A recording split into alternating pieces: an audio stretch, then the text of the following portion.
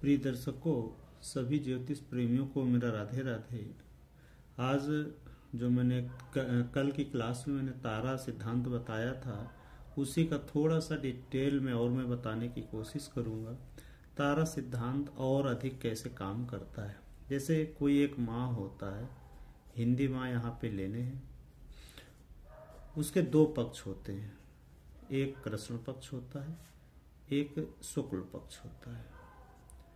अब हमें शुक्ल पक्ष में ऐसा सिद्धांत है कि हमेशा चंद्रबल को देखना चाहिए, और कृष्ण पक्ष में सिद्धांत है चंद्रबल प्लस ताराबल यानी कि नक्षत्र बल देख लेना चाहिए। इसको उपयोग कहाँ किया जाता है? सबसे पहले इसको यात्रा में ध्यान दिया जाता है, विवाह में ध्यान दिया जाता है, और औषधि लेने में ध्यान दिया जाता है, चिकित्सा कराने में। जैसे आपको कोई ऑपरेशन कराना है, समय है हमारे पास, तो हम पीड़ित नक्षत्र का उपयोग ना करें, या जो हमारी पूरी 27 ताराएं होती हैं उनमें से 3, 5, 7 तारा को छोड़ दें। सभी को इनका क्रम मालूम है। आपका चंद्रमा जिस नक्षत्र में होता है उसे हम जन्म नक्षत्र कहते हैं। फिर उससे बढ़ते हुए क्रम में संपत्त, विपत्त, क्षेम, प्रत्यरि, साधक, बाधक या बध, मित्र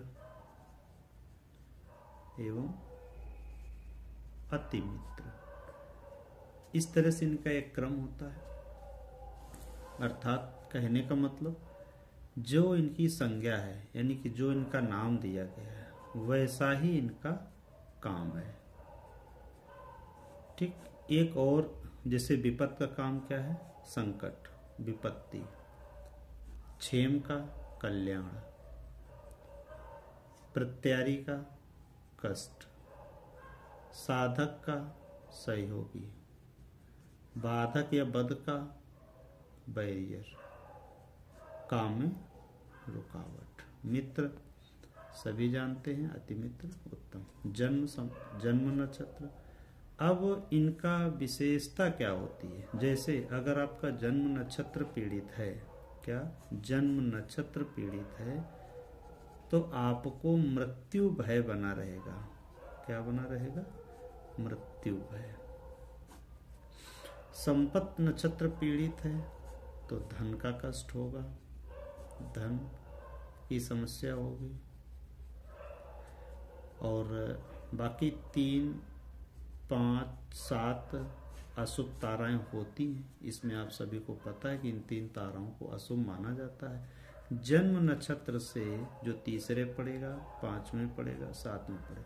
लेकिन कृष्ण पक्ष में इनको विशेष ध्यान दिया जाता है। किन किन कामों में? यात्रा, विवाह, चिकित्सा में। ऐसा कहते हैं कि जो तारा का क्रम है, यानी कि 1, 2, 3, 4, 5, 6, 7, 8, 9, तो कष्ट की ताराएं तो हम केवल 3, 5, 7 ही मानते हैं। ठीक है।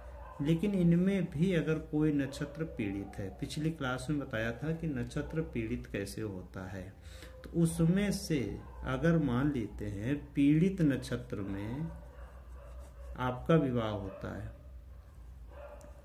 तो उतने वर्षों तक जितने की संख्या है, मान लो पहला नक्षत्र पीड़ित है तो 1 वर्ष, दूसरा पीड़ित है 2 वर्ष, तीसरा पीड़ित है 3 वर्ष, 4 वर्ष, 5, ऐसे करके 9 वर्ष तक की पीड़ा का उल्लेख मिलता है। लेकिन ये कहाँ पे? विवाह के समय में या चिकित्सा के समय में। ठीक। अदरवाइज इसको दिनों की पीड़ा समझे, दिनों तक, यानी कि 1 दिन, 2 दिन, 3 दिन, 4 दिन, 5, 6, 7, 8, 9 दिन, ऐसा इसको समझे। ऐसा सिद्धांत मिलता है, लेख मिलता है। और ऐसा देखा भी जाता है।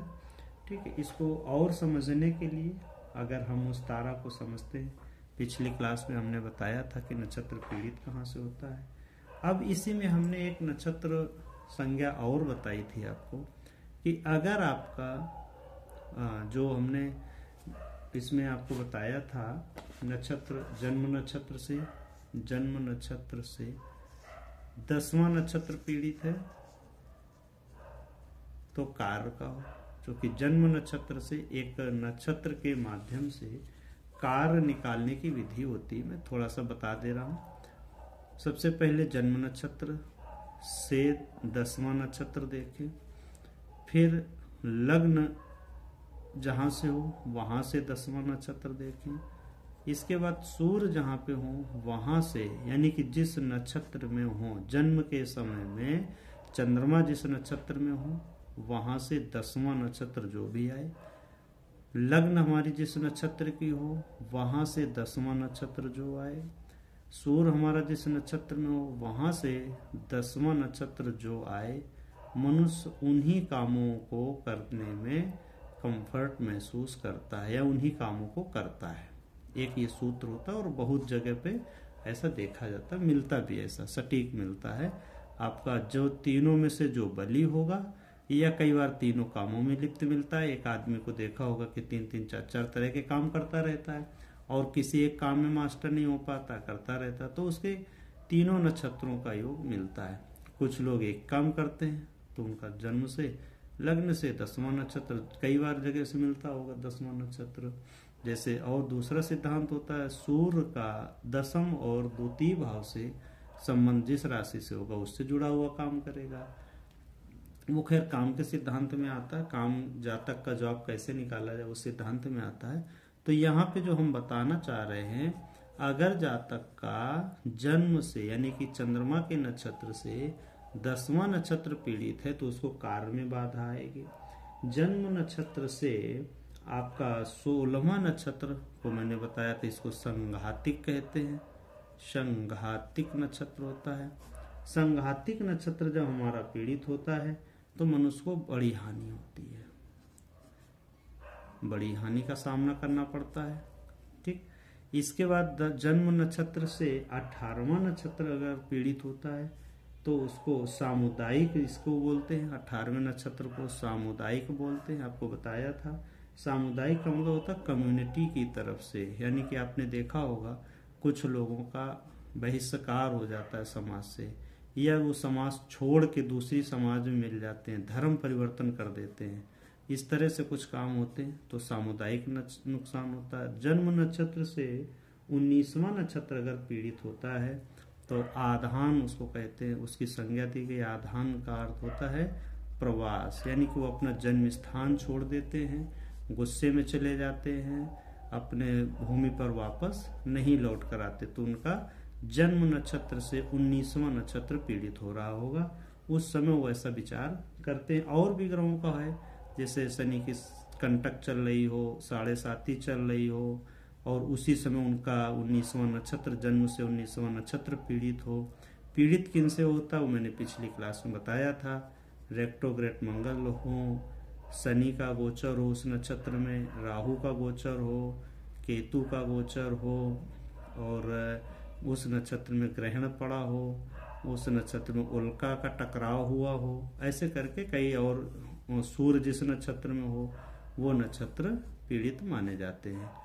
तो उनमें से जब कहते हैं ना विनाश काले विपरीत बुद्धि, विचार बदल जाते और हम ऐसा निर्णय गलत ले लेते, उसका परिणाम हमें भोगना पड़ता है। और एक बात ये भी अभी बताई ना कि नक्षत्रों को दिनों की संख्या तक गिना जाता है। अगर वो काम या वो घटना 8 दिन, 5 दिन, 7 दिन, 3 दिन, 2 दिन, 1 दिन बच गई तो फिर नहीं होती। ऐसा नहीं कि कंपलसरी होती है, वो विशेष समय, जैसे आज का चंद्रमा नक्षत्र है उसी में जो आपका जन्म नक्षत्र से 19वां नक्षत्र है उसमें सपोज रेट्रोग्रेड मंगल का गोचर हो गया, इसी के लगे हाथ आपके शनि की 7.5 चल रही है या कंटक चल रहा है शनि का, और राहु केतु या शनि जैसे मेलेफिक ग्रहों की दशा चल रही है, तो ऐसे में और उस दिन चंद्रमा भी आपका पीड़ित हो गया राहु के साथ में, शनि के साथ में, तो किसी कारण, और गोचर में आपको जो गोचर फल बताया था,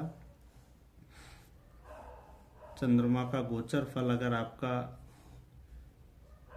चंद्रमा जन्म नक्षत्र जन्म चंद्र से दूसरे हो, चौथे हो, पांचवें हो, आठवें हो, नौवें हो, 12वें हो, और यहाँ पे राहु, शनि, केतु जैसे ग्रह इसको मेलेफिक दृष्टि से, युति से पीड़ित कर रहे हो, तो ऐसे में व्यक्ति गलत निर्णय लेके गलत कदम उठा जाता है।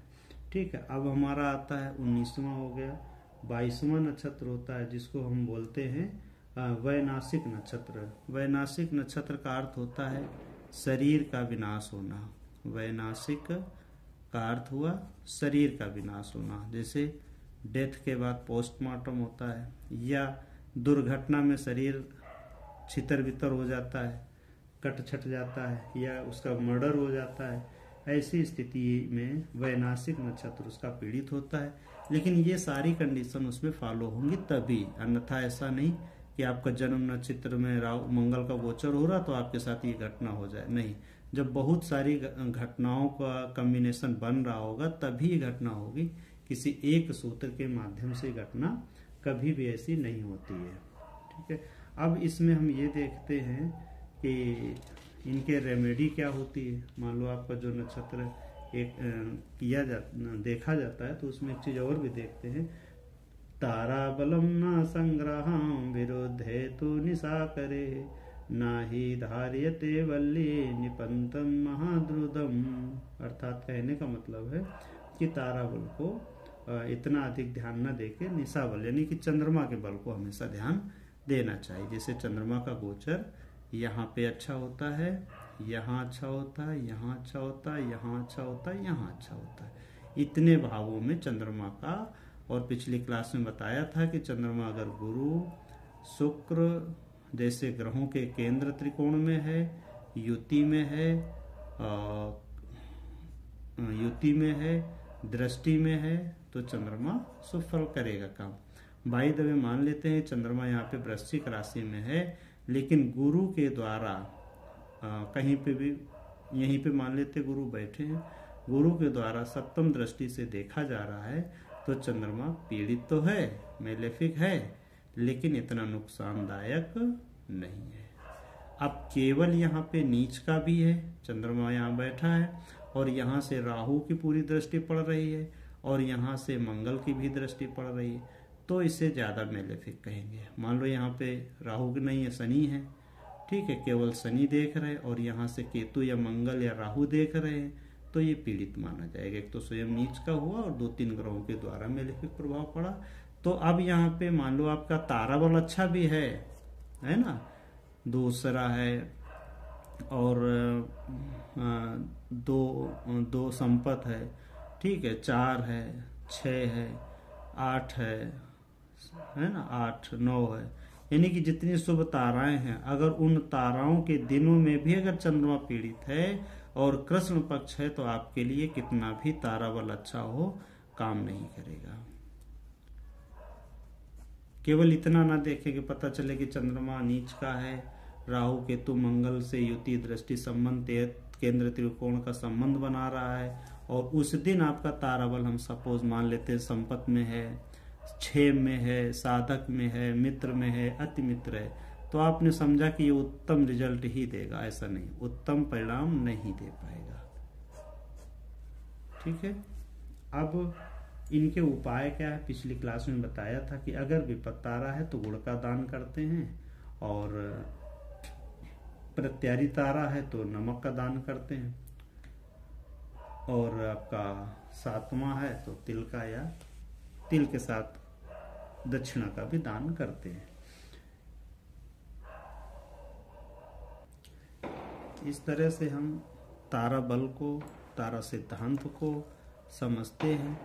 पूर्णतया इसको और समझने के लिए 2-3 वीडियो देखें, प्रयास करें।